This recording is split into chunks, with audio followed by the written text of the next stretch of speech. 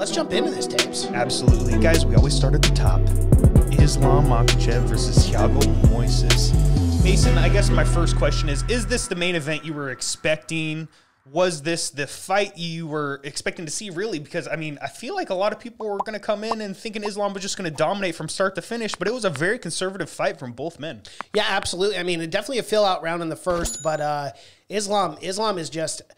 I want to bounce back and forth between Thiago and Makhachev, because obviously Makhachev, for me, won every single round that night. Looked great. I think the third round was close, but he does exactly... He's bread and butter right there. Is that takedown? It's just that pressure. And Moises gave it all, man. I mean, he really stayed in that fight, and I thought it was a competitive fight. But man, Makhachev is a real deal, dude. He is the real deal. And we knew that. We've always talked about Makhachev and his potential in this lightweight division. But what do we do? I mean, where do we start? Do we want to go what's next for Makhachev, or do we want to talk about Moises in the actual fight? Like, what did you think about Let's start with that, because Moises, I mean, credit to him, he survived so many terrible positions. I believe Islam took his back, what, like 3 or 4 times in that fight? Not only that, but got a couple really good takedowns against Islam. Took Islam down 2 or 3 times. Didn't last very long that first time. I mean, he scrambled out of that almost immediately. Did take Islam's back. Islam reversed the position pretty quickly. I mean, both of these guys are so fucking good off of their backs and just with the ground game. So it was really cool to see those transitions and scrambles, but Islam's elite, man. I mean, I felt like he was in control 99% of that fight. I mean, Ant W last night was saying that he gave Moises, what, round 3? Yeah. I thought it was very close. I could have definitely seen Moises win that round 3. I haven't rewatched it yet. I'll probably do that later tonight. But that round 3 was definitely close. But then Islam takes him down for the last minute and a half, and you're like, man. I don't know, because Islam landed some good shots. But Moises, like, respect to Moises, 1, for taking the fight, and then 2, showing up to fight, too, because there was no point where I thought Moises was getting dominated, that he was outclassed. You know, I mean, obviously Islam's top pressure is just bar none in this lightweight division, but I was very impressed with Moises. Yeah, me too. I mean, I feel like his stock raises with this loss. Correct? Yeah. Like, actually he was so impressive against a guy that everyone thought was going to come in and just smoke him. And he didn't. He hung around. He showed that he belonged. So credit to him, 1, for taking the fight, like you said, and 2, for being able to be as competitive as he was. I didn't see that coming. No. And it wasn't the most entertaining fight, guys. I know sometimes we just want to go in there and see some bangers. And it wasn't the banger that we all expected. Islam was really respecting Moises' power, which you have to. I mean, look at the guy's record. Look at his freaking, look at his past, dude. He's got knockout power. It's a very dangerous fight. Ignorant MMA, shout out my guy. Thank you for showing up again. Always Dos Anjos is the fight to make with Islam. Let's get into that. What do we do next with Islam Makhachev? Well, we had talked about it a little bit on the Fight Companion, but dude, I mean, you got to give him a top 5. In a perfect world, I think you match up, just because it's going to be a big fight. Justin Gaethje versus Michael Chandler, but how about this? How about Beneil Dariush sitting at number 3, or you throw him to Tony Ferguson? Like, one of those 2 fights, we got to make it. And I feel bad doing that to Tony. He's lost 3 straight. He's been dominated. But I think at this point, when you are as well known as Tony Ferguson and you went on that incredible streak in your career, you really can't have a tune-up fight. You really can't have a fight unless you want to drop in the rankings. I mean, we're looking at the rankings now. Tony Ferguson is still sitting number 5 in the world. Do you not believe that Islam Makhachev is deserving of a top 5 guy like Tony Ferguson? He absolutely that is. Might be the matchup. My problem is I don't think Tony is a top 5 guy right now. The fact he's still in the top 5. Yeah. I mean, I get it. He's a big name. He was a former interim champ. All of this stuff. Fought for the belt multiple times. It's just now he's on what, a 3-fight losing streak. Like, I don't think he should be in the top 5 anymore. So,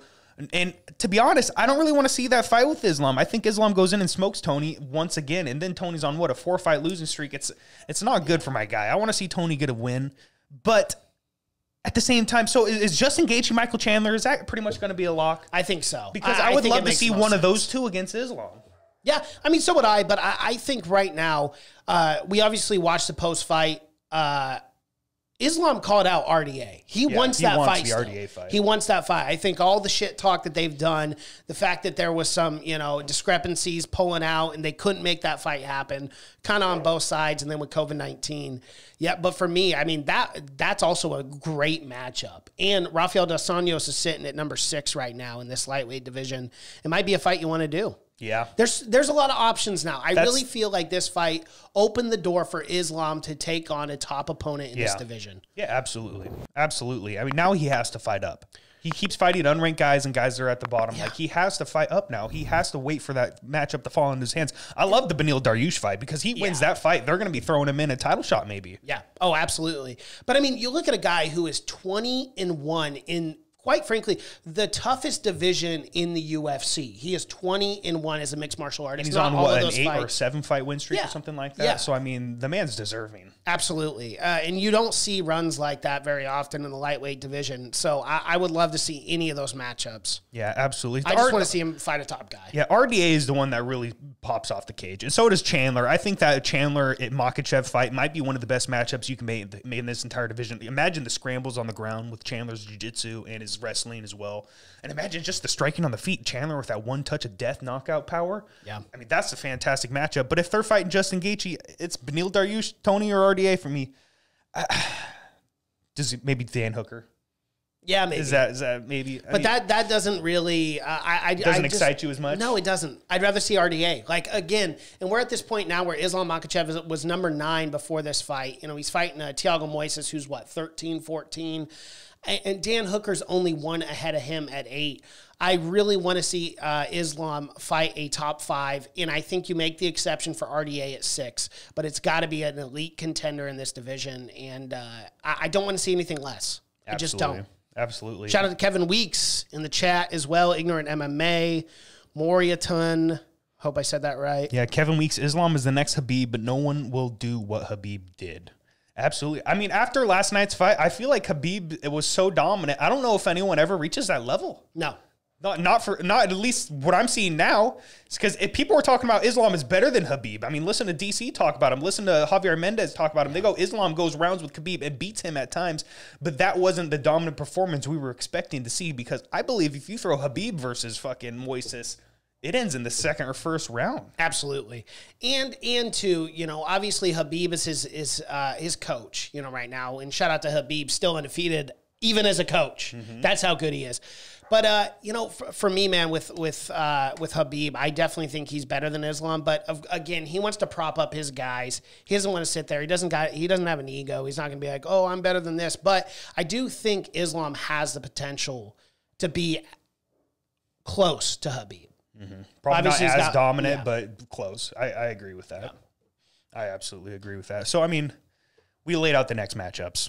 What do you do with Thiago Moises after this? Like I said earlier, I don't think his stock drops. No. He's going to stick around the rankings. And, you know, I mean, I would almost say he deserves a bigger matchup now, too, because of the way he hung around. So, I mean, what do you do with him? I love a Brad Riddell or Diego Ferreira. That's the name right there, mm-hmm. Diego Ferreira, for me. Do grappling transitions? Are you kidding me? That fight would be, dude, that would be insane, because Moises is so fast, but Ferreira is ferocious. Mm-hmm. Like, dude, that guy's a savage. I would love that matchup. That's the one I think they need to make.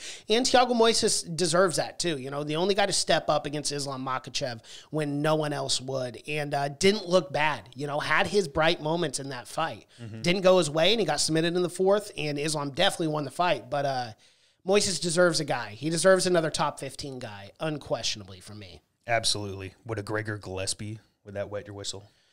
No, I like Gregor moving up a little bit too, man. Especially coming back after that long layoff and getting the dominant win. I would like to see Gillespie versus Hooker. That's the fight to make right there. Gillespie, yes. Hooker, Ferreira, Moises.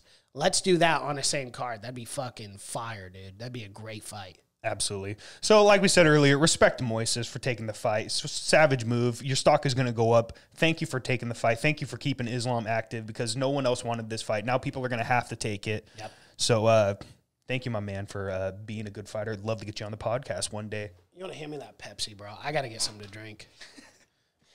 Little parched. Let's go into Church Coin Bix. I put 6,000 Church Coin on Islam, and that got me a fantastic return of 1,043 Church Coin. How crazy is that? Minus 570 something or something like that. That's so wild. Wild. Yeah, you know, I definitely pick Islam to win the fight. But from a betting perspective, I go to plus 425. I laid 500 on Moises just for the simple fact that, you know, he had a puncher's chance, and that's about all he had. because my big bet was on the co-main, and I figured, hell, if I was going to win, I'd win big. So respect to Moises nonetheless. And Islam, top 5, top 6 guy. Get it done, Dana, Sean Shelby, all you guys. We got to see this guy fight a top contender in this division.